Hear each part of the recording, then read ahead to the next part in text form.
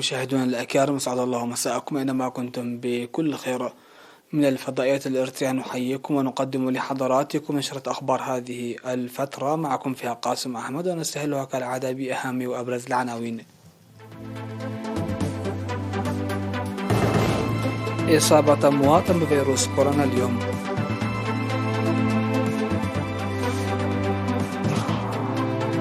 جهود صحية فعالة في الإقليم الجنوبي.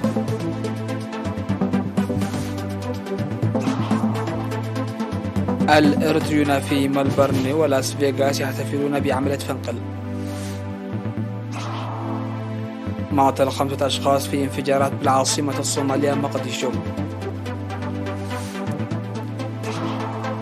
الرئيس البرازيلي يزور بوتين في غمرة الأزمة الأوكرانية. معطل 18 شخصا في فيضانات وانزلاقات تربة قرب ريو دي جانيرو. أهلا بكم إلى تفاصيل النشر، نستهلها بهذا الإعلام من وزارة الصحة. أعلنت وزارة الصحة بأن الفحوصات المخبرية التي أجريت اليوم في مراكز العزل في مصوع بإقليم شمال البحر الأحمر أظهرت إصابة مواطن واحد بفيروس كورونا. في غضون ذلك شفي 18 مريض كورونا، 12 من الإقليم الأوسط و6 من إقليم شمال البحر الأحمر.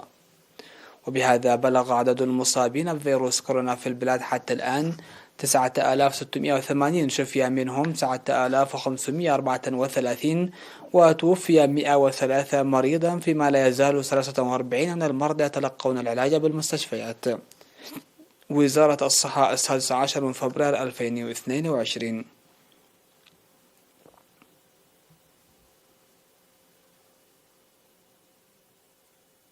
أعلن مكتب وزارة الصحة في الإقليم الجنوبي تنفيذ أعمال فعالة لمكافحة الأمراض إلى جانب مكافحة وباء كورونا. وأوضح المدير الطبي للمكتب الدكتور أمان المعرطة في الاجتماع الذي عقد يوم 12 من فبراير في مدينة مندفرة انخفاض مرض الملاريا بنسبة 63% وخفض وفيات الملاريا إلى الصفر، وشفاء 90% من مصابي مرض السل البالغ عددهم 288 مريض.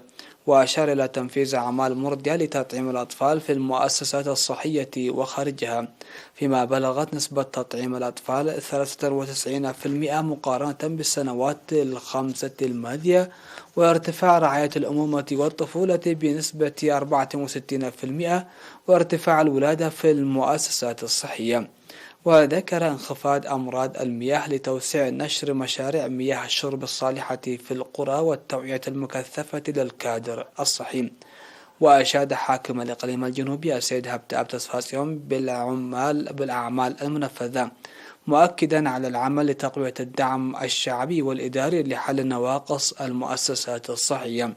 من جانبها دعت وزير الصحة أمينة نور حسين الدفع بإصحاح البيئة وبناء المراحيض لتحقيق نتائج صحية أفضل.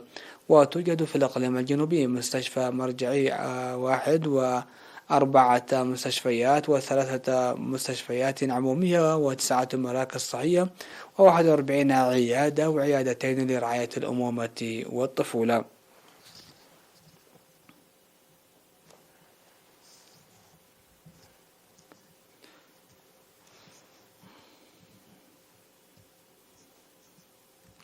احتفل الإرتريون المقيمون في ملبورن الأسترالية ولاس فيغاس الأمريكية بالذكرى 32 لعملية فنقل. وأشار رئيس الجالية الإرترية في إقليم فيكتوريا سيد كيداني جومبوت في الاحتفال المنظم يوم 12 من فبراير إلى الأهمية التاريخية لعملية فنقل، ويهدف الاحتفال بها التكريم والإشادة بالشهداء والمناضلين الأحياء وتجديد العهد للمساهمة لضمان تنمية وسلام وأمن الوطن.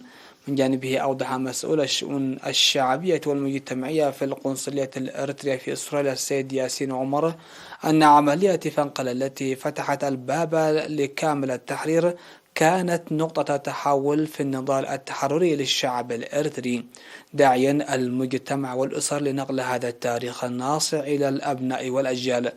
وشهد الاحتفال مناشط عكست المناسبة وأدى الإرثيون المقيمون في لاس فيغاس الأمريكية في الاحتفال المماثل الذي أقاموه على الاستعداد الدائم لإنجاح برامج التصدي.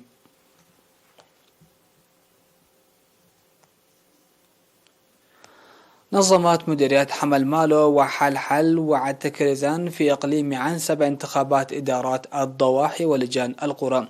وأوضح مدير مديرية حلحل السيد قرماسون أبرهة أن الانتخابات التي جرت في 8 إدارات ضواحي عكست مشاركة ومنافسة المرأة.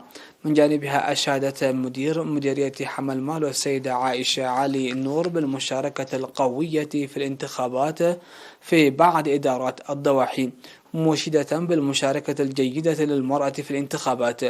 ودعا مدير مديرية عتكرزان السيد إدريس محمد الإدارات المنتخبة للعمل الإداري المتفاني لخدمة الناخب.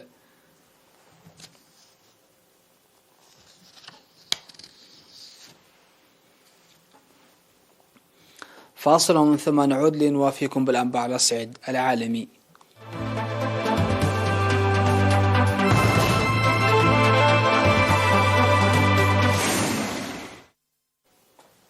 أهلا بكم. على الصعيد العالمي، هاجمت حركة الشباب المتشددة عدة مراكز شرطة ونقاط تفتيش أمنية في العاصمة مقديشو في استعراض للقوة بحسب تصريحات لعدد من المسؤولين والعسكريين.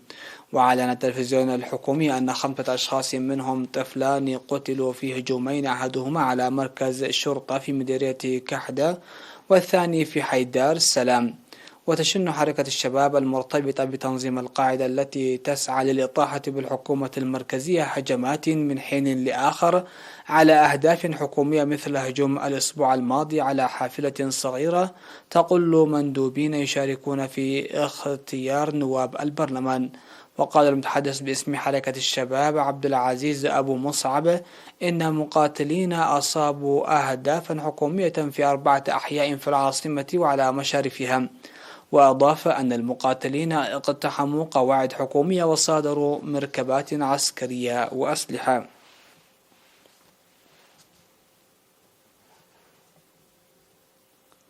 يعقد الرئيس البرازيلي جاير بولسونارو محادثات مع نظيره الروسي فلاديمير بوتين في موسكو في إطار زيارة مثيرة للجدل في غمرة الأزمة الروسية الغربية حول أوكرانيا.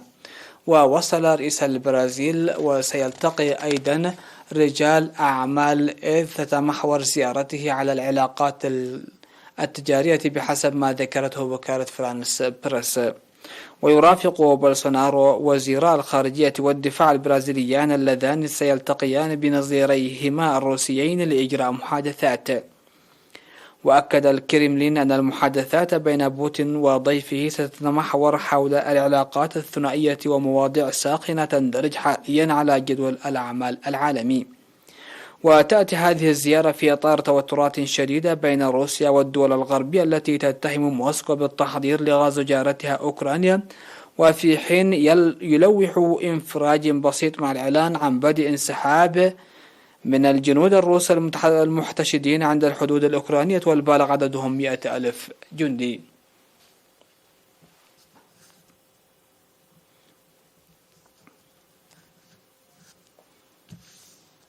قضى 18 شخصا في انزلاقات تربة وفيضانات ناجمة عن أمطار غزيرة في مدينة بيتروليس السياحية قرب ريو دي جانيرو. وقالت فرق الإغاثة التي انتشر أكثر من 180 من عناصرها في المنطقة الواقعة على بعد 68 كيلومتر شمال ريو دي جانيرو، تأكد حتى الآن مقتل 18 شخصا بسبب الانزلاقات التربية وفيضانات. ولم تعطي فرق الإغاثة أي معلومات بشأن عدد الجرحى أو المفقودين المحتملين.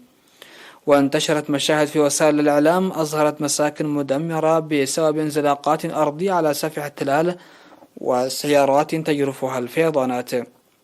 وقد اجتاحت المياه والكثير من المتاجر في وسط بيتروبوليس التاريخي جارفة السلع والبضائع.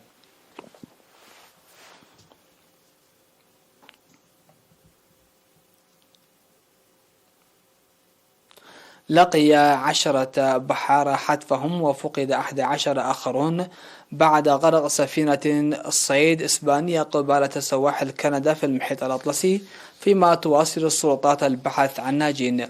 وكان الطاقم المؤلف من 24 شخصا على متن السفينة فيا دي بيتا كوسو عندما تحطمت على مسافة 450 كيلومترا جنوب شرق نيوفاوندلاند. وقال الناطق باسم مركز الإنقاذ والتنسيق الكندي الذي يدير عمليات البحث براين إنه تم إنقاذ 3 أشخاص وعثر على 7 جثث، وما زال 14 في عداد المفقودين.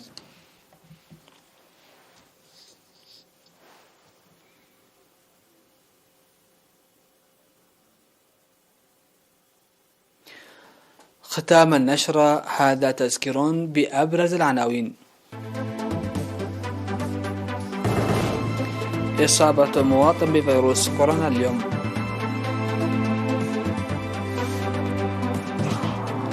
جهود صحية فعالة في الإقليم الجنوبي.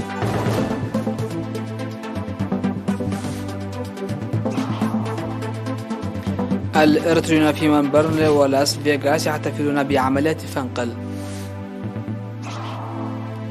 مقتل 5 أشخاص في انفجارات بالعاصمة الصومالية مقديشو. الرئيس البرازيلي يزور بوتين في غمرة الأزمة الأوكرانية.